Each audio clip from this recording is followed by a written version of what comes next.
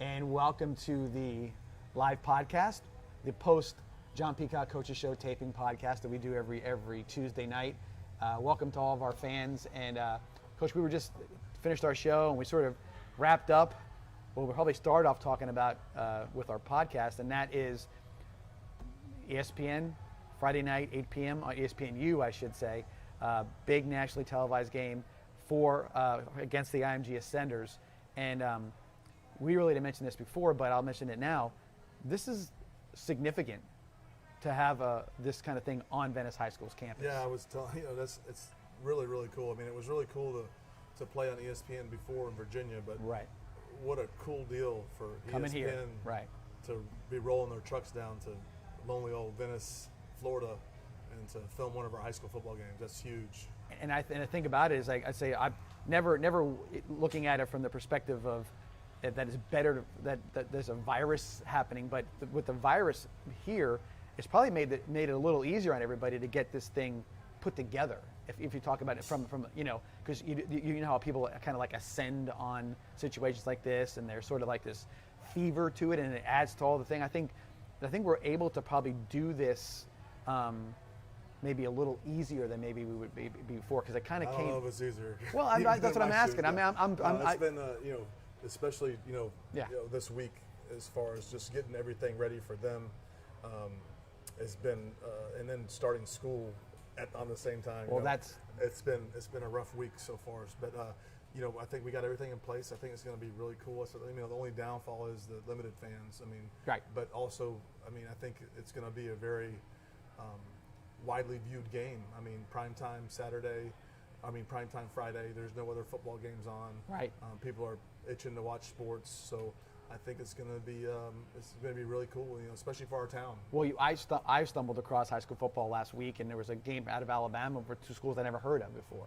Right. And so I'm like, oh, I'm watching this, and I'm kind of thinking to myself, then they're showing the preview. It says, oh, Venice is playing IMG at Venice, and you're saying to yourself, well, that's a game. If I'm high school guy, oh, that's something I want to see, because right. you got that name recognition with IMG. We have name recognition, to a certain extent with our success, especially statewide. Right. So there's a certain amount of pop to it. And I think that this is sort of like next level for where we're at with Venice football. You look at it and say you build all these different things and ideas, and as you watch the kind of come, this is where you'd always hoped you'd have this kind of a situation happen for the team. Right. Yeah, no, it's like I said, it's really cool for our town, for ESPN to be coming in here and shooting the game on our campus. That's really awesome. Yeah, no doubt. So again, for those, like I said, we are limited, obviously, with all the regulations to 2,500 fans. Tickets are being pre-sold on Wednesday. It would be tomorrow. Well, we have the season tickets first, so right. they've already sold those, and then we sold probably.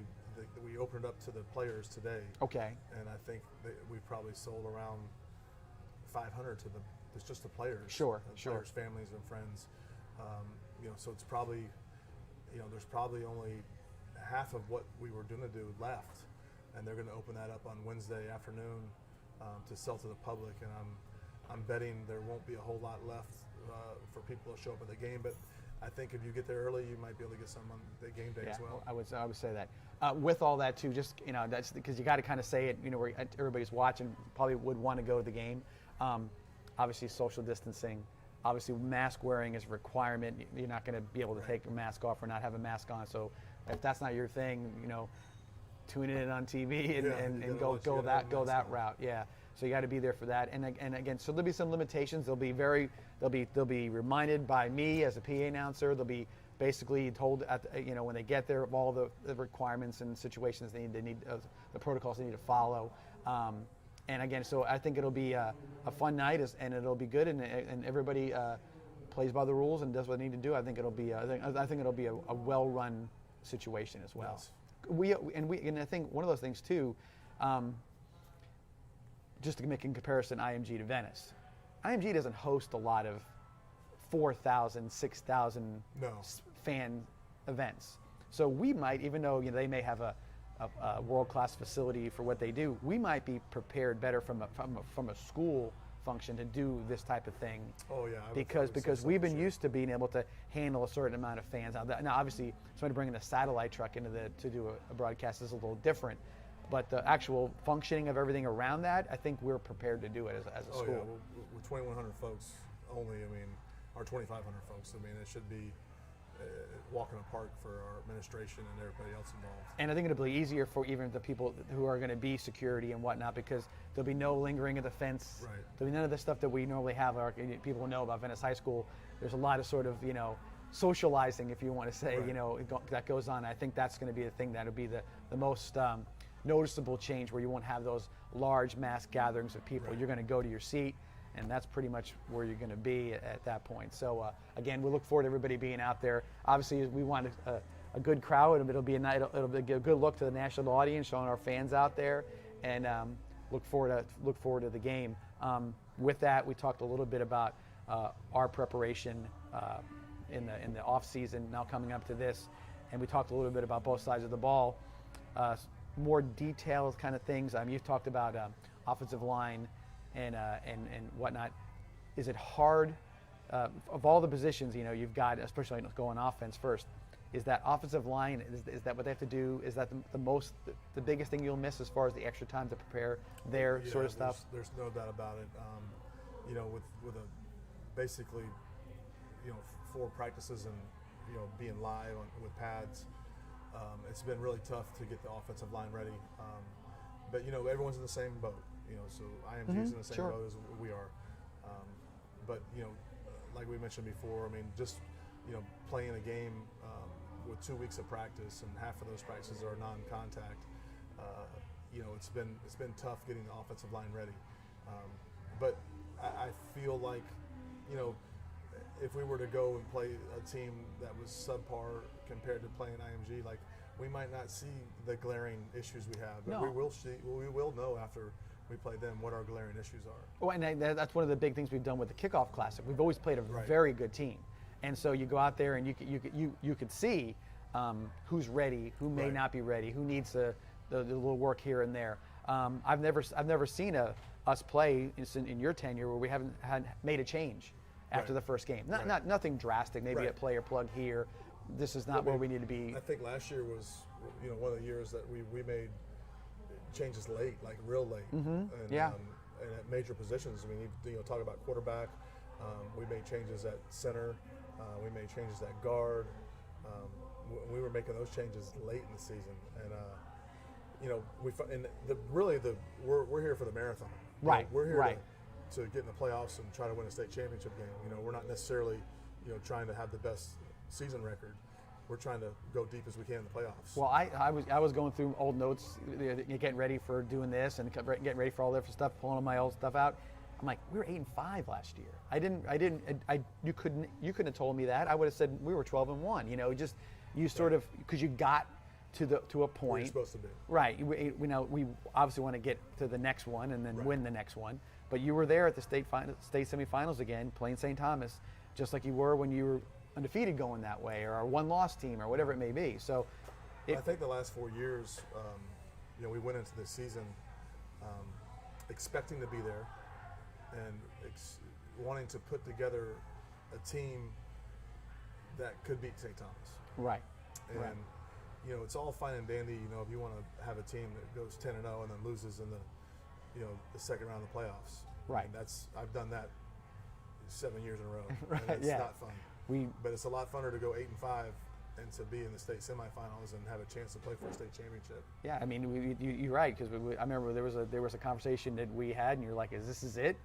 And we're like, "No, there's got to be some other way to do this, or Right. how it may be." And that's what it is. And last year's team, it wasn't like there was a drastic amount of stuff. It was just kind of this tune this up and tune that up and get this right.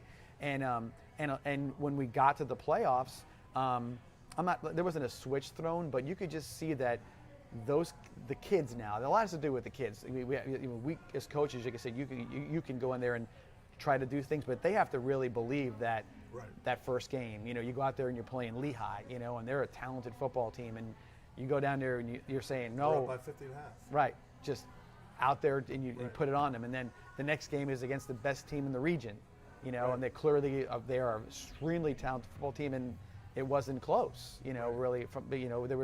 They were outplayed at their, and by the way, on the road, which was all of them, which was different for us. We've always sort of fight to get that home field advantage, and it didn't happen for us last year. Then we had to go play a team that beat us by 2 touchdowns in the regular season at home, and we beat them by 3 touchdowns. Right. There's a lot to be said about that one. But. Right. So, but with that, I think that this year, it could be a lot of the same situations. I'm not saying that the record will be, but there's going to be adjustments, not just from the fact that somebody's not playing well, but who knows what's going to happen with going on in the world right now with the virus. You don't know what's going to bring up. You don't know if you're going to have a game canceled, not because of us, but maybe somebody else, or who knows what the situation's going to be. You don't know what to expect with the playoffs scenario we played out earlier, where it was now everybody's in, and it's you can tell it again. It's you go in there and it's a jumbled up bag of nothing, and you pull names out of a hat. Get ready. Let's play. Yeah. Where's it going to be? Who's it going to be? So you won't know anything, and normally you're week 8 or week 9. You're figuring out who it is and where you're going to go and what you're going to do, and now it's going to be like, okay, everybody, like pin the tail on the donkey, see where it goes. Yeah, exactly. But so we've been trying to do the best we can as far as making those adjustments and trying to put the people at the right spot. And like I said, we will know a lot of our answers after Friday night, and that hopefully, we do have one luxury we do have is we do have a lot of returning starters. So there weren't a whole lot of pieces of the puzzle to fix. But the O-line is going to be one that we need to get figured out. With you're saying about the returning starters, but a lot of those returning starters are still underclassmen. Oh, yeah. Which is, you always say like you're excited for 2020 season. The sky's the limit with this team, but there's a nice bit of staggered talent. Sophomore, junior, senior kind of situation, which is what and by the way, not sophomores that are going to struggle, sophomores that are going to contribute big time, and same thing with juniors and seniors. And so you look at it and you say that's a nice way to kind of get the system rolling. We're not top loaded with seniors, and we're not bottom loaded with juniors. It's just we do have a nice mix, and I don't think we'll ever be in a situation where we're losing 8 or 9 starters, and we have 8 or 9 seniors on the defense, or 8 or 9 on the offense, and some teams do. I mean, there's some teams that have like 90% of their starters are going to be seniors this year. Well, that if you go backwards, and that's what it always was. Yeah. You got 1 year to play, and you were a senior, and that was pretty much it. And then the next group came up, and they were all new and brand new. And in this situation, with Venice, and especially I'd say more maybe the last 6 or 7 years, there's a definite flow of underclassmen mixed with seniors, and I think that. It's helpful because again, I think that those kids are playing competitive football at a young age. So as they get when they become the guy, or they are now asked to be leaders, they've seen it. They've been down that road. And we talked earlier on the show, and we got the sophomores we got like some super sophomores. Yeah. It's not like, hey, this sophomore won the starting job. It's like, no, this sophomore is the stud. Right. And Damon Wilson at defensive end, who's about 6'4", 230 pounds, and tough and athletic and can run and has a great motor. And then you got Trenton Kentai on the defensive line, who is, like we talked about before, is like a mirror image of Jared Hewitt. Only, like I said, only a little stronger and faster at this time than Jared was. Now, I'm not saying that he's Jared. I'm just saying at this time, at this juncture. And then you got Keon Sears, who is just like lightning in a bottle. He was, as a freshman last year, and on the freshman team, now again, he made some plays that you're like one-handed catches and different things. He's got highlight reel type skills. All the upperclassmen calls him Cheetah. That's how quick he is. Yeah. And he's special with the ball in his hand. And then you got Elliot Washington, who is, like we talked about earlier, this kid is, he's a prototype. He's the guy you look at and you say, that's the one they want we on Sundays. We legitimately got 3 sophomores on our team that are national guys. 4. I'd say 4. Yeah. So I thought it is. It's going to be interesting to see how it develops. And they got players that they play with that, and they see these kids are like, I'm ready to go. I got to get like them. So that makes it better for their peers, their age group as well. Yeah, and then our receivers that are juniors and Platt and Miles Weston. I mean, they've been waiting to get their turn too. Yeah. You know, I've been so impressed with Jay Sean Platt. I mean, he is just, you know, from his development from a freshman to now, and just his work ethic and just what kind of teammate he is. Just a great kid on your team. I mean, I couldn't ask for any more. I mean, he practices hard. Mm-hmm. He's so smooth. I mean, he reminds me so much of his dad. I always tease him like, you know, hey, you think you can cover your dad? Oh, yeah, I can cover your dad. I'm like, I don't know if you can cover your dad. But I mean, he's so smooth, and he's a major college guy. Like they are going to come after him. Like he's special. Right. You know, and he's accountable, and he works hard in the weight room. I mean, he just does it all right. And I always try to tell people this, and they don't really. Some people get it, some people don't. I'm like, you know, we have a process here. Mm-hmm. If you just follow the process, you're going to be all right. There's results that there's provable results to this. Just follow the process, and some people want to buck the process, and they don't. Oh, I want to do this. You know, I want to do it this way. The parents want to do it this way. I'm like, we got a process. Just follow the process. Right. And he's a kid that, you know, obviously, you know, his dad was a great football player, but he's also a great parent. Yeah. You know, I've never. You know, he's just a great parent. I mean, he's there. He's a perfect parent. He's not in the stands telling me what to do, and he's probably one that could probably tell me what to do. You know, what I mean, you know, with his background. But I'm saying like he's just a great. You know, he's got great parents, and it shows. I mean, it just shows like where he is and where he's going to be. And then Miles the same way. I mean, Miles is starting to grow up, and he's making plays, and you know, they're both dynamic, and luckily they're both juniors. And then our other guy, Wes Wolf, he's the same mold. I mean, he is absolutely. He's what you want. I mean, that's the kind of guy you want. He's an unbelievable kid, unbelievable work ethic. I mean, just what he's done with his body in the last 3 years is just remarkable. Right. The work he's put in, and you know, so our receiving core. I mean, I can't be any more happy with that. And you think about what it was before when again we started this. It was an I formation power football. Now you've got skill position players and places to go. That there's 7 guys on offense that can make home run plays. I mean, we have, you know, our skill guys on offense. This is the best we've ever had across the board. And then our 2 running backs. You know, we always talked real high on DJ. Like his, you know, his ceiling is unbelievable. Right. I mean, he's 205 pounds. He's strong. He's fast. He's tough. And then, you know.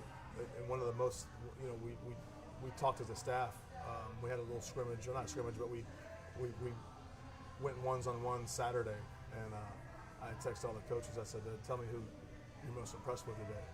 And half of them were Dylon Turner, our other running back. Like, you know, some guys look really good in shorts, and then when you put the pads on, some guys are like, "Oh, that's our guy." You know, that's what we're looking for. So he's a tough runner. He puts his foot in the ground. He gets north and south, puts his pads down. Really pleasant surprise Saturday, and man, we're really like him, and we're excited to see what he's going to do. And he's a tough kid, and no doubt. I'm excited. Look, it sounds like we're getting worked up. It's ready to play tonight if we could. Well, we're going to put a bookmark on it right now. We're going to take a 1-minute break, so our crack production staff from Vibrant Aspect Media can give a little shout out and get their name recognition for helping us out. So we'll be back here in about a minute or so, and we'll see you back, and we'll continue the conversation on Venice High School football.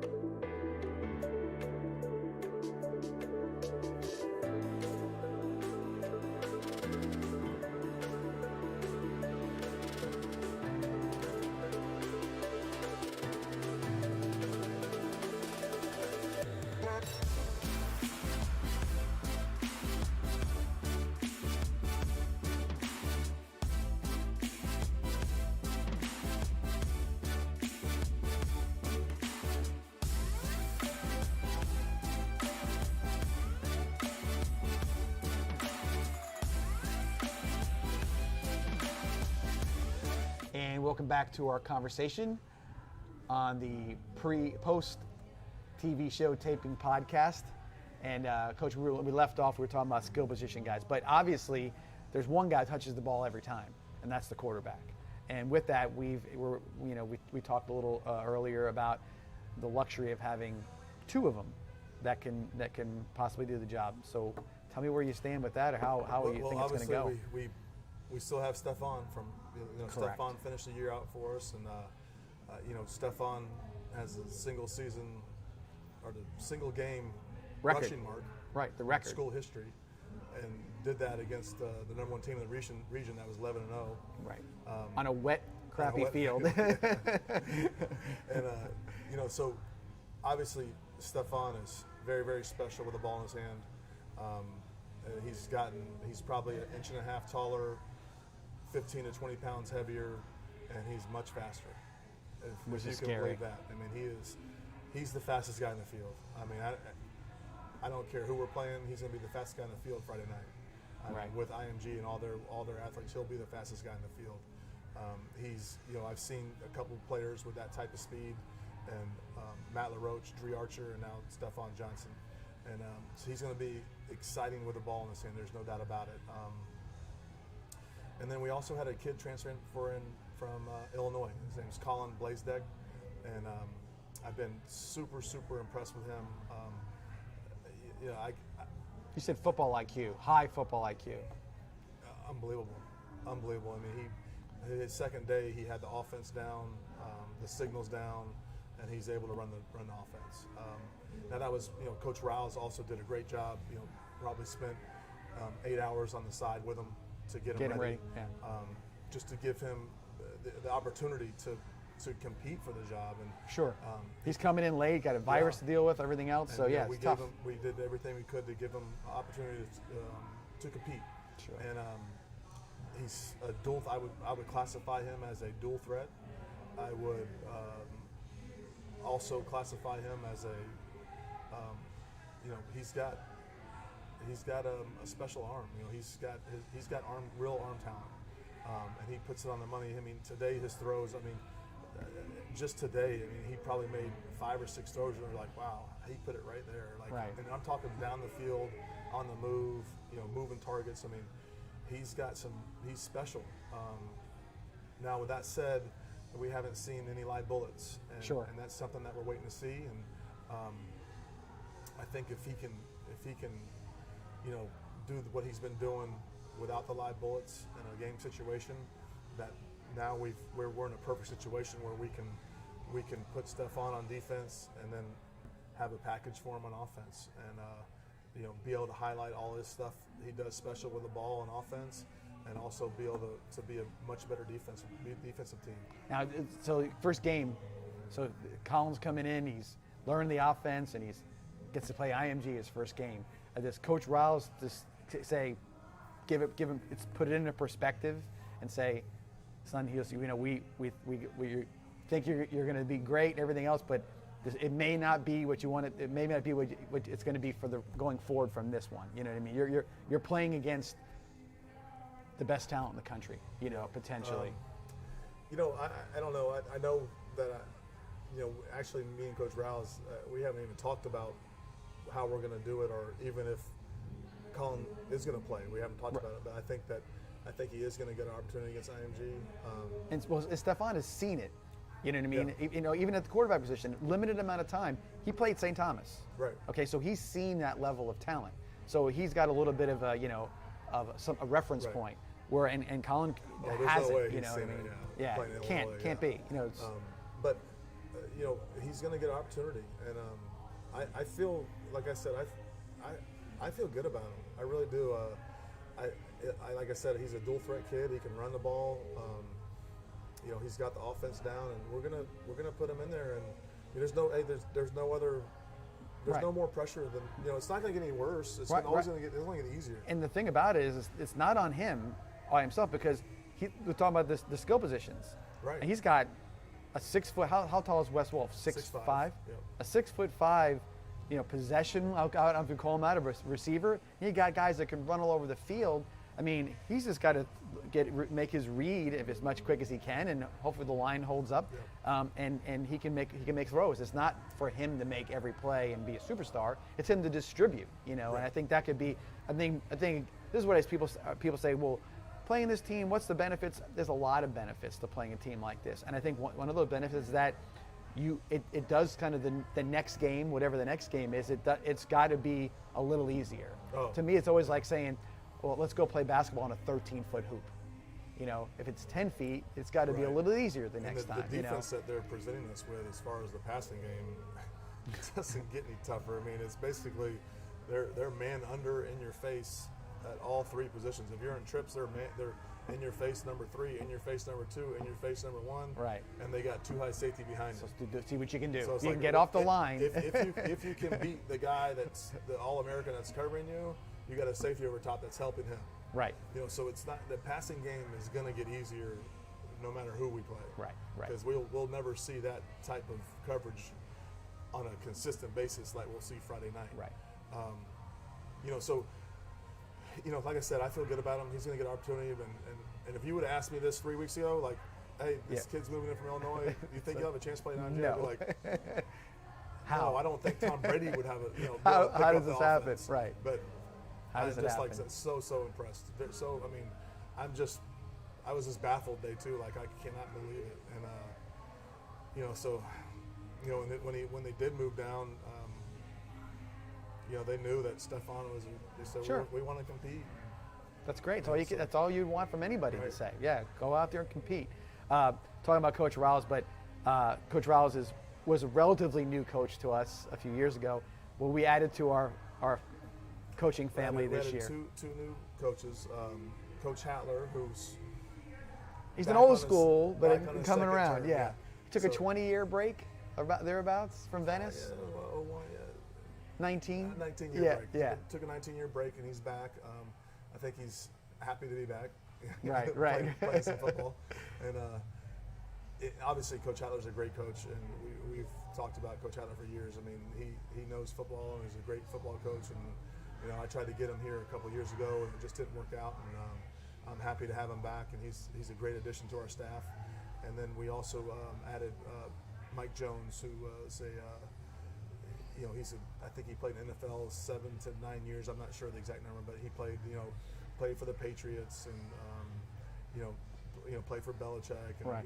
Played a lot of football. And he had a son that played at IMG as well. He's a linebacker at Clemson now. Okay. Mike Jones Jr. I guess it would be, but he has a great family. His daughter was, Volleyball player? Yeah. And she was one of the coolest students, on the campus at the time, and just a good person to be around, just a funny and just a happy person. Right. I enjoyed being around her. Right. I wasn't around Right. her much, but when Right. I enjoyed being around her.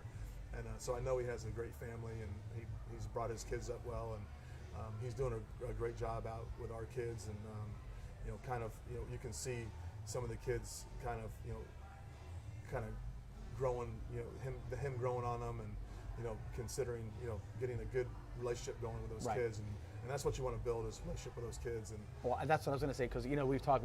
I was joking around with you earlier, but we do have a pretty large staff of coaches who do have very important roles. Everybody has their role, and they all know. There's no like, hey, where'd so and so go, or what's everybody kind of knows where they need to be and what they need to do. But you mentioned that I look at that you have a coach and a much more intimate or personal relationship with the kids, because they're not coaching 40 of them. Right. They're coaching 6 of them or something along those lines. So there can be, in high school, what were you doing when you were 16? What was important to you? Right. But you have somebody who has experiences. Mike Jones is an NFL player. Brian Hatler coached in our state championship team in 2000. He's been a head coach. They all have these experiences. They've raised kids and everything else.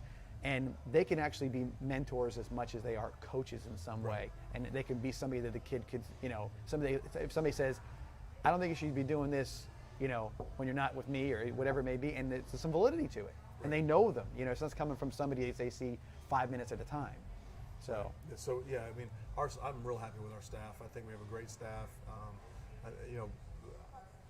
I don't think we have any egos on the field. Everyone seems to pretty much get along, and everyone kind of knows their role, and everything has been working out great. Coach Hunter's been he's been able to be out practice a lot. Sure. And so there's been some. Today was a really good day on the offensive line. Better than we had in the last couple, but it's just a short period of time to get ready, like we keep mentioning. And like I said before, like we're in this for the marathon. It's not, we're not taking a short sprint here. And, sure. And we may be a lot better in 3 weeks than we are now. And hopefully that is the case. Well, hopefully, you always want to get better. Well, that's what we've been doing the last 4 or 5 years. Right, you've seen it. You go back to the kickoff classic. It was always kickoff classic, and then you get significantly better. That from kickoff to the first game was always a big jump. And then there's always that point where it sort of hits like you're in fourth gear, but then all of a sudden it goes to fifth gear. Right. And that can happen anywhere from game 3 to game 8. That's where it happens. A lot of teams get in fourth gear and then fall backwards. Gear, right. They peaked a little too soon, and they're not really prepped for it. And again, it also goes back to the fact that as we condition and as we've done things over the years, I mean, you've learned so much over the years from conditioning and how you practice during the season and how things get quicker and shorter and whatever else. So there's always a lot of positives, and that's all a learning process that goes along with that. So anyway, well, it'll be interesting Friday night. Obviously, again, national TV, we're all excited about that. I'll be busy. I'll have a lot of stuff going on. I'll be masked up, and we'll be trying to help people get to the right spaces.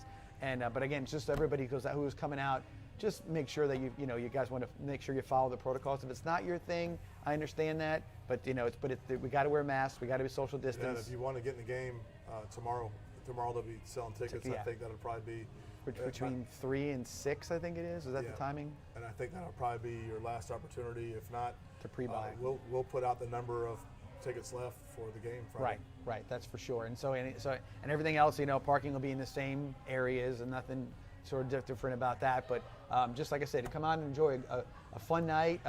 Great to be able to be doing this, and we were excited about it. So come out and root the Indians on.